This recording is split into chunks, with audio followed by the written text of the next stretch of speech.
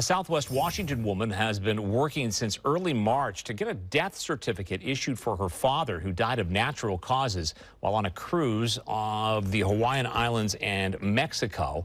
She has made dozens of phone calls to medical examiners and lawmakers, but her father's body is still not home. Fox 12's Leslie Dominique spoke with the family, who say that they've finally gotten a piece of good news. Leslie? Yes, Pete, after a nearly 2-month-long effort to obtain her late father's death certificate, Anelia Martello Moore says there has finally been some progress.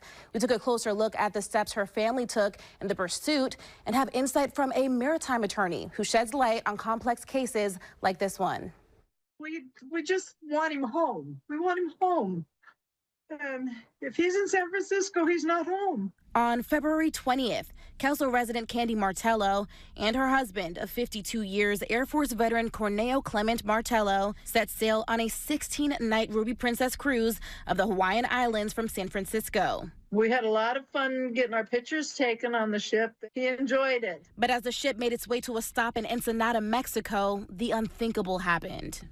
He just collapsed in the shower, and I found him the next morning. On March 3rd, Corneo died while the ship sailed in international waters. He was 77 years old, and his family says he died of natural causes. His grieving wife, Candy, had to complete the trip alone. They moved me to a different room, and they sealed off the room that he died in.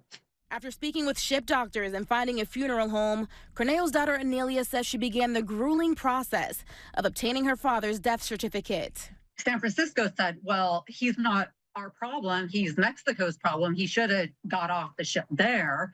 Mexico saying he didn't even die in Mexico waters. She says after over a month of phone calls with U.S. and international officials, her father's remains are still in San Francisco. He can't be buried. He can't be cremated. I talked to, our senator. Hey, can we transport him up here? At least get him to Washington? And they said he can't be transported because we don't have that death certificate. We spoke with maritime attorney Adam Dietz of Mariner Law, who says protocol for death certificates is usually based on the law of the location where an individual passes. But it's a different story when a death happens on international waters. And then typically what's going to happen is wherever the vessel calls next, wherever they want to receive the body, let's say like it's a U.S. citizen, it'll typically be the next U.S. port where they can receive the person's remains and handle them properly. That's going to be where the death certificate is issued.